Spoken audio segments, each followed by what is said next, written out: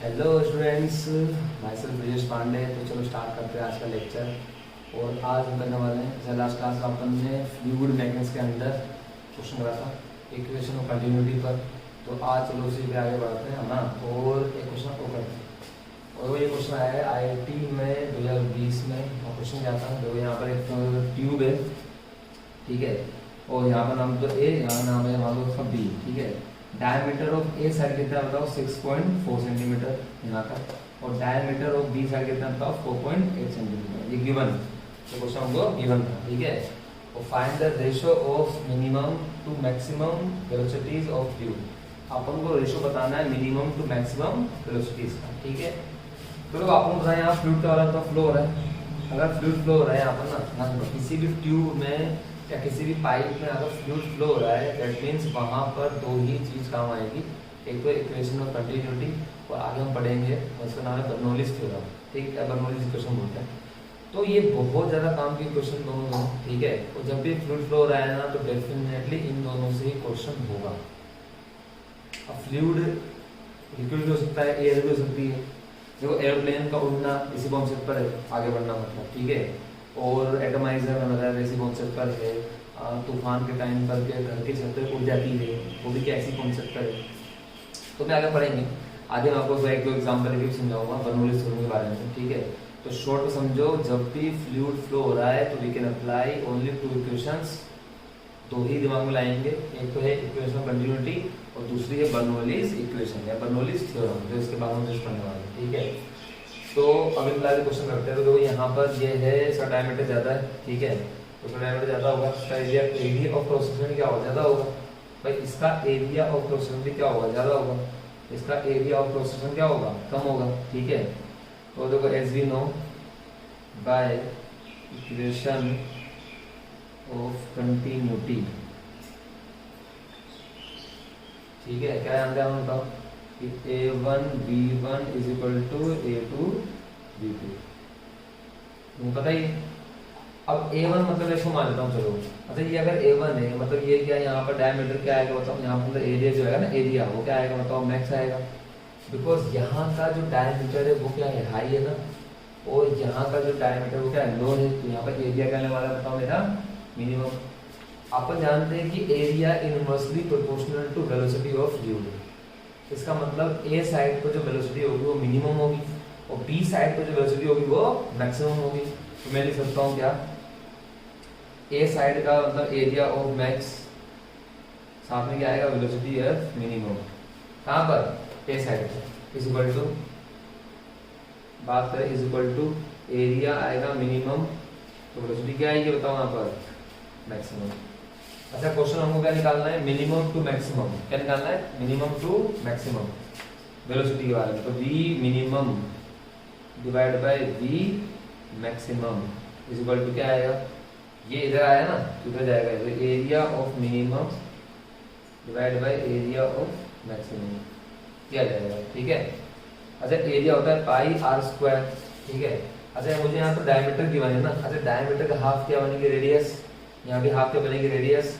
लेकिन जब मैं डिवाइड कर रहा हूँ, तो मैं लिखूंगा पाई आर स्क्वायर, रेडियस होगी डायमीटर का हाफ, तो हाफ यहाँ भी है, हाफ यहाँ भी है, कट जाएगा वैसे ही। तो जो ये है ना एक्चुअल में 6.4 डायमीटर, वही बनेगी क्या, रेडियस। क्यों, क्योंकि पाई आर स्क्वायर, आर क्या होता है डायमीटर का हाफ, तो नीचे भी हाफ आएगा, नीचे भी हाफ आएगा, कट जाएगा, पाई से पाई भी कट जाएगा, ठीक है। तो यहाँ पर मेरे साथ 6.4 सेंटीमीटर मिनिमम था ना, ये मिनिमम 4.8, ये मिनिमम कौन है 4.8 सेंटीमीटर डिवाइड बाय कर देता हूँ 6.4 सेंटीमीटर का होल स्क्वायर।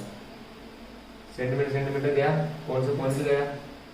अब मैं काट सकता हूँ, जैसे मैं कर सकता हूँ 16 से, 16 3 जा 48 और 64 जा 64।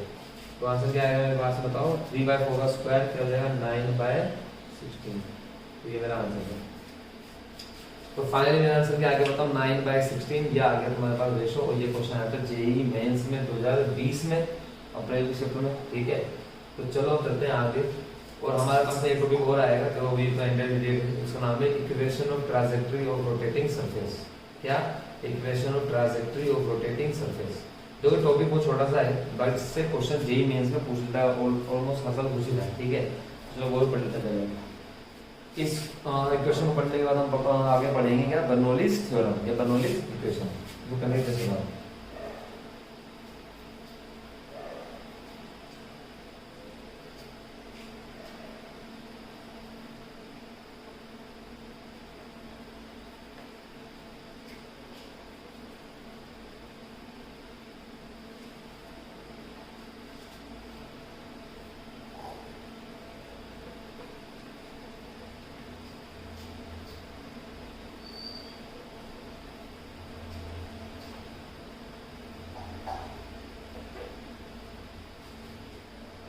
चलो देखते हैं आगे। Equation of trajectory of rotating surface, equation of trajectory of rotating surface, ठीक है। मान लो कंटेनर है, उसको इस पे मैं 100 घुमा से घुमाऊंगा, देखो कंटेनर है मान लो, ठीक है। कंटेनर में मैंने फ्लूइड भर दिया, उसको मैं घुमा रहा हूँ, जैसे मान लो था गिलास लिया, पानी डाला, उसको कम से चम्मच से चला रहे हैं ऐसे, या मतलब बाल्टी में पानी भर दो, डंडा ले लो, एक घुमा उसको ऐसे ऐसे, तो अपन क्या देखेंगे पता है कि किनारों से पानी से चढ़ जाएगा, ऐसा बनेगा शेप ऐसे, मतलब जो वाटर का फ्लूइड का शेप आएगा ना वो जैसा आने वाला है ऐसे। तो ये क्या है, ट्रांजेक्टरी बनेगी यहाँ पर, बनेगी यहाँ पर ट्रांजेक्टरी, ठीक है। तो कुछ ऐसा बनेगा शेप इसका, ऐसा बनेगा, ये से जाएगा चलो, ठीक है। तो करना क्या, सुनो अपन ऐसा करते हैं, यहाँ से x पे जाते हैं और एक y पर जाकर के एक पॉइंट लेते हैं P। मैं यहाँ से x पे गया और ऊपर y गया, तो कौन क्या मार्क ले रहा हूँ मैंने, P। अगर मैं यहाँ बात करूँ तो देखो P पॉइंट, यहाँ सुना P पॉइंट में बात है अपन, तो टेंजेंट से आएगा टेंजेंट, ठीक है। बाहर की तरफ क्या लगेगा इस पे, अगर मैं मानता हूँ यहाँ का मास कितना है, स्मॉल है, मैं स्मॉल एम मास लेते हैं छोटा सा, मतलब मैंने फ्लूइड के मॉलिक्यूल का मास लिया स्मॉल एम, तो स्मॉल एम पर बाहर की तरफ क्या लगेगा बताओ, सेंट्रीफ्यूगल फोर्स लगेगा, क्या लगेगा, centrifugal force M omega square X, और नीचे का लगेगा तो उस पर डाउनवर्ड में एम जी लगेगा, ठीक है। अब मान लो ये थीटा है मेरे पास में, तो ये पास आएगा नॉर्मल, ये कितना आएगा तो 90 माइनस थीटा, ये कितना आ जाएगा वापस चलता होगा वापस से थीटा आ जाएगा। अगर देखो थीटा मानता हूँ, ये कितना आएगा 90 माइनस थीटा आएगा, तो कितना आएगा वापस से आएगा, वापस थीटा आ जाएगा। अब देखो टेन थीटा निकालते हैं, निकालते हैं टेन थीटा, टेन थीटा होता है अपने पास में क्या, टेन थीटा होता है परपेंडिकुलर फ्रॉम बेस, थीटा खाना होता है परपेंडिकुलर होता है, तो कौन आ जाएगा बताओ, ये आ जाएगा अपने पास में एम ओमेगा स्क्वायर एक्स, नीचे क्या आएगा बताओ, एम जी, एम बटा square omega square X by G. अच्छा आपको पता है कि टेन थीटा होता है क्या, तो टेन थीटा होता है स्लोप, स्लोप होता है D Y by D X. देखो आपको निकालनी है इक्वेशन ऑफ ट्रांजेक्टरी, तो ट्रांजेक्टरी इक्वेशन होती है वाई, वाई निकालते हैं एक्स की फॉर्म में, वाई निकालते हैं एक्स की फॉर्म में, मतलब मैं बोल सकता हूँ कि Y is a function of X, Y जो है वो एक्स का फंक्शन है, ठीक है। तो मैं टेन थीटा लिख सकता हूँ स्लोप, स्लोप क्या होता है D Y by D X, तो मैं लिख सकता हूँ D Y by D X is equal to omega square X by G. अब मैं दोनों करता हूँ, सेपरेट कर लो, यहाँ लिखेंगे क्या बताओ, D Y is equal to omega square X D X by G. मुझे तो क्या निकालना है, वाई एक्स की फॉर्म में, दोनों तरफ सांप लगा दो, अरे दोनों तरफ सांप लगा रहे मतलब इंटीग्रेशन साइन, ठीक है। तो ये बनेगा वाई और जी बाहर, ओमेगा स्क्वायर भी बाहर, और एक्स का इंटीग्रेशन क्या होता है बताओ, एक्स स्क्वायर बाय 2। हम कोई क्वेश्चन लिख ले रहे हैं यहाँ पर, तो फाइनली मेरे पास में जो इक्वेशन आ गई ना, तो ये क्या आ गई, equation of trajectory for rotating surface. तो यहाँ से क्लियर पता चलता है वाई डायरेक्टली प्रोपोर्शनल टू क्या है बताओ, एक्स स्क्वायर, मतलब वाई डायरेक्टली है क्वेश्चन किसका बताओ, एक्स स्क्वायर पे, और ये किसके लिए बन गई क्वेश्चन बताओ, ये बन गई पैराबोलिक, मतलब अपने पास में जो रोटेटिंग फ्लूइड की जो सरफेस बनेगी ना ऐसे, वो क्या बनेगी बताओ, ये पैराबोलिक। देखो ये बहुत छोटा फॉर्मूला है, Y square X square by 2g, Y square X square by 2g, लेकिन इस पे जेईई मेंस हर साल अपन को कोई क्वेश्चन पूछ ही रहा है, ऑलमोस्ट हर साल पूछा क्वेश्चन, ठीक है। तो जल्दी से तो आप देख लो, अब अपन करते हैं क्वेश्चन जो डायरेक्ट फॉर्मूला बेस आया हुआ है, ठीक है। तो अपन तो करते हैं नेक्स्ट क्वेश्चन, और ये है बिल्कुल उसके ऊपर कौन से ऊपर बताओ, ट्रांजेक्टरी फॉर रोटेटिंग सरफेस के लिए, और ये क्वेश्चन आता है IIT मेंस में। तो कोई IIT 2020 मेंस के एग्जाम में आया था 2 सितंबर जो फर्स्ट शिफ्ट में आया था, ठीक है। फर्स्ट शिफ्ट में क्वेश्चन क्या है कि a cylindrical vessel containing a liquid is rotated about its axis, मतलब वही है कंटेनर है और रोटेट कर रहा है वो, ठीक है, घूम रहा है। So the liquid rise as the side पे घुल जाएगा कंफर्म है। विद रेडियस 5 सेंटीमीटर, मतलब जो साइड में चल रहा है ना, जैसे रोटेटिंग सरफेस बन रही है ऐसे, तो देखो अपन जैसे घुमाएंगे ना तो गोल गोल, तो एक रोटेटिंग सरफेस बनेगी। क्या बनेगी होता है रोटेटिंग सरफेस। तो रोटेटिंग सरफेस की जो रेडियस है, देखो वैसे तो ये 3D में डायग्राम बनता है, क्योंकि सरफेस से बनेगी गोल, पर हम 2D बनाएंगे गोल तो पक्का बनेगी, ऐसे बनेगी, ऐसे दिखेगी हमको तो पीछे। तो जो रोटेटिंग सरफेस की रेडियस है वो कितनी है 5 सेंटीमीटर, ठीक है। तो बता पूछना आपको विद एंगुलर स्पीड ओमेगा, मतलब आंसर ओमेगा में देना है, तो कितनी हाइट तक लिक्विड चढ़ेगा, ठीक है। मतलब ऐसे बाल को फ्लूइड है, ऐसे घुमाएंगे तो ऐसे हो जाएगा कुछ, तो तुम्हें ये एक्स्ट्रा चढ़ा नहीं चढ़ा, यहाँ ऐसे था और मैंने घुमाया तो ऐसे हो गया, तो ये एक्स्ट्रा कुछ चढ़ा नहीं चढ़ा, तो ये बात ये उसको ऐसे मान लिया इसमें, ठीक है। तो अपने पास में डायरेक्ट फॉर्मूला था y = omega square x square by 2g, ये था। अब इसने y को ऐसे मान लिया तो इस मान लो ओमेगा स्क्वायर ओमेगा रहेगा कांस्टेंट, ठीक है। एक 5 का स्क्वायर करेंगे कितना आएगा बताओ 25, उनसे क्या आएगा 2g, g को क्या दो g को g रहने दो। अच्छा सेंटीमीटर में है ना, इसको कन्वर्ट करेंगे मीटर में, तो यहाँ पे क्या आएगा बताओ 100 आ जाएगा। ये 5 का स्क्वायर क्या होगा 100 सेंटीमीटर स्क्वायर हो गया, तो सेंटीमीटर 2 बार आएगा ना, तो क्या लिखेंगे बताओ × 100 करना पड़ेगा, क्योंकि यहाँ पर क्या है 5 सेंटीमीटर, तो 1 सेंटीमीटर को बाय 100, दूसरे के लिए भी क्या करेंगे बाय 100, तो क्या बाय 10,000, और नीचे क्या आएगा 20।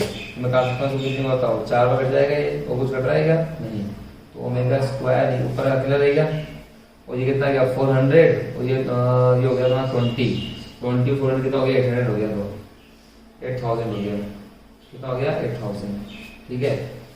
तो फाइनली आंसर किसमें आएगा, ये आंसर आएगा अपना मीटर में, तो ये आंसर किसमें आएगा ना मीटर में। तो ये हो जाएगा 400 और 20, ये हो जाएगा 8000। तो फाइनल आंसर क्या आ गया बताओ ओमेगा स्क्वायर अपॉन 8000। अब यहाँ ओमेगा की वैल्यू पता नहीं है, अगर वैल्यू ओमेगा की वैल्यू दे देगा तो अपना आंसर परफेक्टली कोई डिजिट में आ जाएगा, ठीक है। अभी तो ओमेगा की फॉर्मूला छोड़ना पड़ेगा हमको। तो ये क्वेश्चन आया था जेईई में 2020 में 2 सितंबर फर्स्ट शिफ्ट में। तो चलो करते हैं आगे, और अपना अगला टॉपिक है बहुत ज्यादा काम होने वाला टॉपिक, जिसका नाम है बर्नौलीज इक्वेशन, बर्नौलीज थ्योरम। इसके 2-3 लाइव एग्जांपल मैं आपको परफॉर्म करके बताऊंगा जो हमारे डेली यूज में होते भी हैं, ठीक है। तो चलो स्टार्ट करते हैं बर्नौलीज इक्वेशन या बर्नौलीज थ्योरम।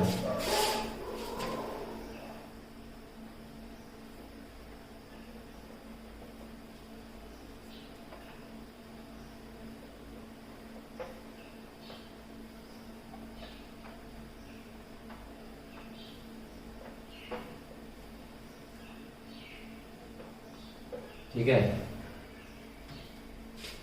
तो स्टार बना के लिख लेते हैं बर्नौली,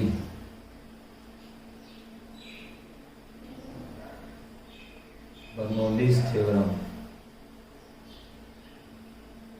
बर्नौलीज थ्योरम।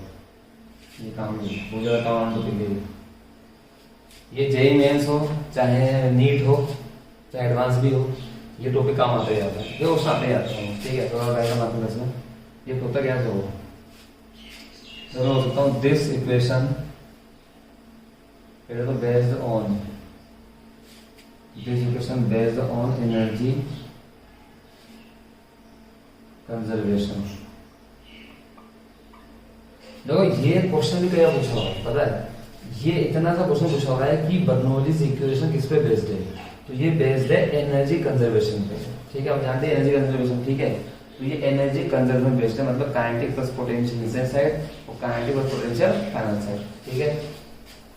तो होते क्या होगा आप ब्रैकेट में डायग्राम मांगूंगा ये मैंने क्यों बनाया, ठीक है। इसका अपने यहाँ लिखना बेस, बेस 2 है, हाइट नंबर 2, ठीक है। कितना ये height number 1, area of the system मान लो इसको A1, यहाँ से वेलोसिटी V1 आ रहा है, मतलब V1 सारी स्पीड आ रहा है, और ये अपने रो डेंसिटी है। तो ये एरिया ऑफ ले लो फिर इसका A2, बाहर निकल वेलोसिटी क्या ले लो होता है। तो यहाँ पर मैंने एक ट्यूब बना दी, ठीक है, और उसमें फ्लूइड फ्लो हो रहा है, और फ्लूइड डेंसिटी मैंने लिए रो, क्योंकि देखो Bernoulli's equation only valid for streamline flow. देखो हमने पढ़ा था एक इक्वेशन का ड्यूरेटिव, वो भी था एक स्ट्रीमलाइन फ्लो पर। और क्या होता है स्ट्रीमलाइन फ्लो प्लस अपन बोल सकते हैं इनकम्प्रेसिबल, ठीक है। स्ट्रीमलाइन हो साथ में क्या हो इनकम्प्रेसिबल, मतलब डेंसिटी क्या रहेगी फिक्स। तो इसलिए अपन यहाँ पर रोल लिया, ठीक है। ये यहाँ पर A1 है, ये A2 है, ये B1 है, ये B2 है। अब ध्यान सुनना, देखो बाय एयर फ्लूइड, देखो ये क्वेश्चन का एरिया है ना, बाय एयर क्या लगेगा फोर्स। सुनना, बाय एयर इस तरफ से लगेगा बताओ फोर्स, मतलब क्या लगेगा यहाँ पर एयर का फोर्स। और फोर्स अपने पास में क्या होता है बताओ प्रेशर इनटू एरिया। तो फोर्स F1 क्या होगा, प्रेशर ले लो P1 इस एंड पर, और एरिया का लेंगे बताओ यहाँ पर हम A1, ठीक है। तो ये क्या फोर्स लग रहा है, देखो बाय एयर इस एंड पर लगेगा फोर्स। इस फोर्स की हेल्प से जो यहाँ पर फ्लूइड है ना वो थोड़ा सा आगे डिस्प्लेस होगा, थोड़ा आगे डिस्प्लेस होगा ही होगा। मान लो मैं dx हो गए तो थोड़ा आगे डिस्प्लेस होगा ही होगा। मान लो लिखता हूँ ये dx1, ठीक है। तो आगे ये डिस्प्लेस होगा। ध्यान सुनना, मतलब फोर्स भी इधर ही है और डिस्प्लेसमेंट ऑफ फ्लूइड भी इधर ही है। इसका मतलब वॉल्यूम कैसा आएगा पॉजिटिव। अब बात करते हैं तो इधर से भी क्या लगेगा फोर्स लगेगा एयर का, तो फोर्स हो जाएगा F2 हो जाएगा अपना P2A2, ठीक है। लेकिन डिस्प्लेसमेंट जो फ्लूइड हो रहा है वो किधर हो रहा है, वो तो बाहर ही हो रहा है। देखो डिस्प्लेसमेंट फ्लूइड जो हो रहा है ना यहाँ पर एंड पर, वो dx2 मान लो, वो तो इधर ही हो रहा है ना। भाई फ्लूइड तो ऐसे जा रहा है मान लो, तो इधर से आएगा, ऐसे तो नहीं दोनों तरफ से ऐसे आएगा, दोनों तरफ ऐसे तो आएगा नहीं, जाएगा तो ऐसे ऐसे, जाएगा तो ऐसे ऐसे, ठीक है।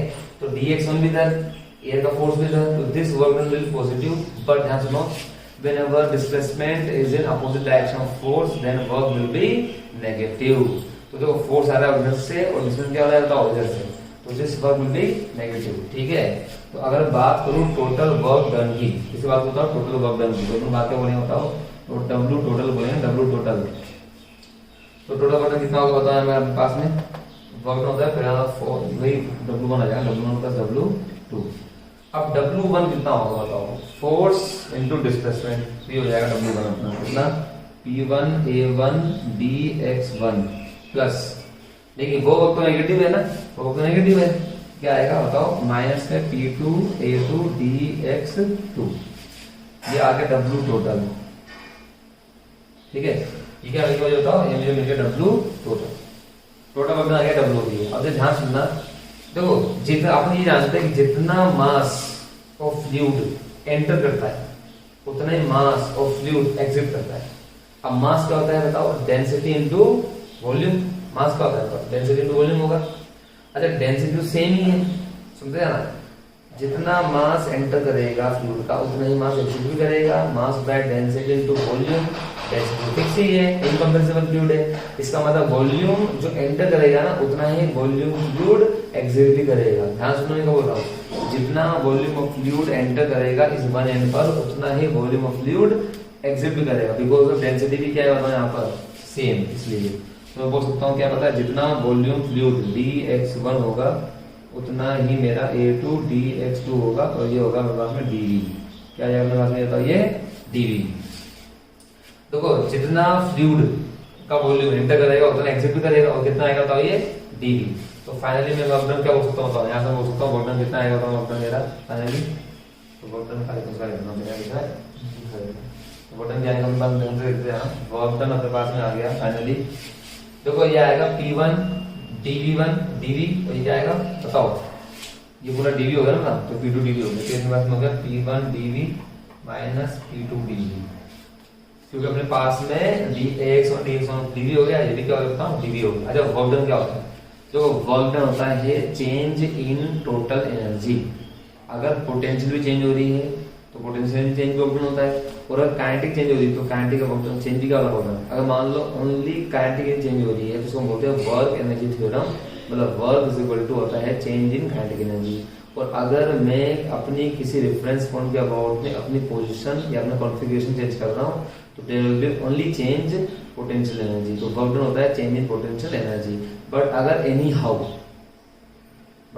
हाउ दोनों चीजें चेंज कर रही है, काइनेटिक भी पोटेंशियल भी, तो वर्क डन हो जाएगा चेंज इन टोटल एनर्जी। तो फाइनली मेरे पास में जो वर्क डन आएगा ना वो क्या आएगा, चेंज इन टोटल एनर्जी, ठीक है। तो अब वहां जगह मेरे को नहीं दिख रही है, ठीक है। तो अब इतना सब पोस्ट करके इतना नोट कर लो। अब मैं सोलव करने वाला हूँ क्योंकि अब उसके बाद की कहानी याद रखना, ठीक है। तो चलो थोड़ा सोलव करते हैं और आगे बढ़ते हैं।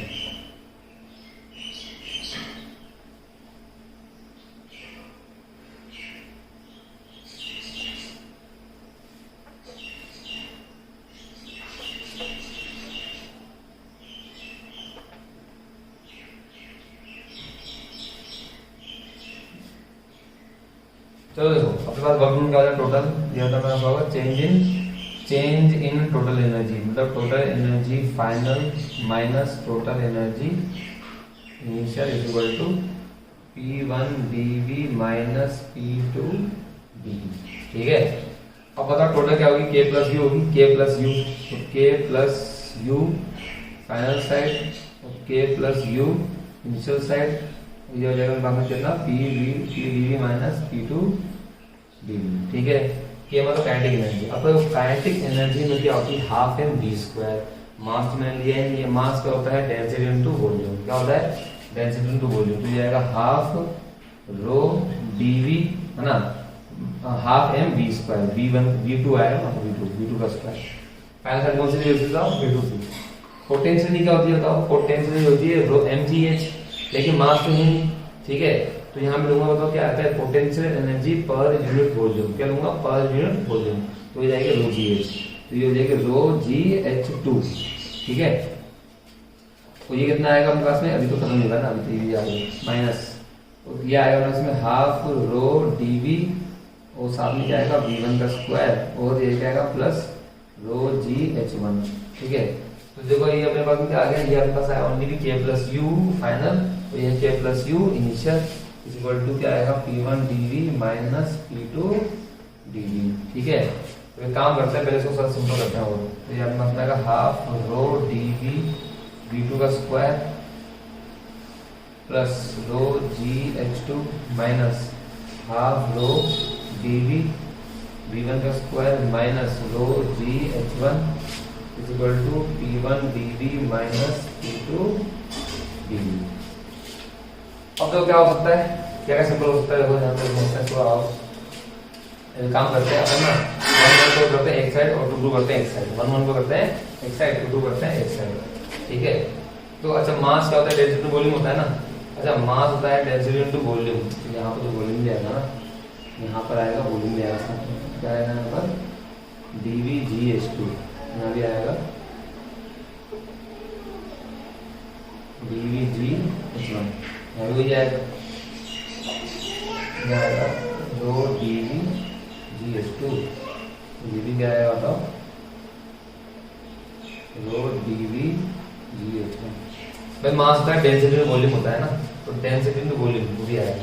अब 1 1 इधर कर रहे हैं, दे सकते हैं, तो यहाँ भी आ रहा है रो dV, यहाँ भी आ रहा है रो dV, यहाँ भी आ रहा है रो dV, यहाँ भी आ रहा है रो dV, और यहाँ तो आ नहीं रहे थे, ठीक है। यहाँ पर dV dV dV dV dV आ रहा है, तो dV dV को मैं लेकर अपन काट सकते हैं, ठीक है। काट देते हैं, काटने के बाद सुनना, दोनों तरफ से dV को मैं लेकर काट देंगे, ठीक है। अब जो 1 1 वाले जो 1 साइड में उसको एक तरफ कर लो, जो 2 साइड है एक तरफ कर लो, इक्वल के एक तरफ क्या आएगा 1 वाला, इक्वल के उधर क्या आएगा 2 वाला, तो इक्वल 1 के तरफ कौन सा आएगा, पहले हम 1 लेते हैं या 2 लेते हैं, 2 है हाफ रो V2 का स्क्वायर प्लस रो GH2, ठीक है। और इसको इधर ले आओ, तो ये आएगा P2 dV कट गया, क्या आएगा यहाँ पर बना बचेगा P1 प्लस ये माइनस आएगा तो क्या हो जाएगा, प्लस बन जाएगा हाफ रो V1 का स्क्वायर और प्लस रो GH1, ठीक है। इसका मतलब ध्यान से देखो, जितना इधर है ना उतना इधर भी है, सेम क्वांटिटी, तो यहाँ पर क्या क्या मैं इंट्रोड्यूस करता हूँ, तो ये हाफ रो V स्क्वायर कैसे बोलते हैं, kinetic energy per unit volume, kinetic energy per unit volume, ये क्या है रो GH2 क्या है, potential energy per unit volume.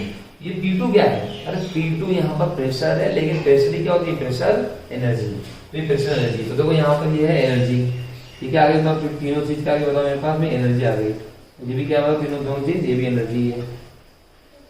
इसका मतलब जितनी एनर्जी इनिशियल थी उतनी एनर्जी फाइनली भी है, तो फाइनली मेरे पास में बर्नौली थ्योरम आ गई, फाइनली मेरे पास क्या हो गई, बताओ बर्नौली थ्योरम या बर्नौली इक्वेशन वो क्या आ गई, तो फाइनली मेरे बर्नौली इक्वेशन जो आई वो क्या पता है, P plus half rho V square rho G H equal to क्या रहेगा बताओ, कांस्टेंट। ये आ गया मेरे पास में। और फाइनली में क्या लिखूंगा होता है, मैं लिखूंगा अपने पास ऐसे, अपन लिखेंगे इसको ऐसे करके P1 plus half rho V1 का square rho G H1 is equal to आएगा P2 प्लस हाफ रो V2 का स्क्वायर और रो जी H2 आएगा। तो ये अपने पास में आ गई बर्नौलीज इक्वेशन, बहुत काम की इक्वेशन रही। तो ये जो मैं लिखा है ना, this is your Bernoulli's equation, और इसके ऊपर न्यूमेरिकल मान के चलो का है कि मेंस में मेडिकल में हर पूछते हैं। इसकी एप्लीकेशन बहुत सारी है ना, इसकी एप्लीकेशन क्या है, बहुत सारी है, ठीक है। तो जो भी है अपने पास ये है, ठीक है। अब मैं इसकी एप्लीकेशन उसके ऊपर बहुत सारे अच्छे अच्छे क्वेश्चन करूंगा नेक्स्ट लेक्चर में। तो चलो मिलते हैं कल एक न्यू लेक्चर के साथ, और हम करेंगे बर्नौली के क्वेश्चन और इसकी एप्लीकेशन।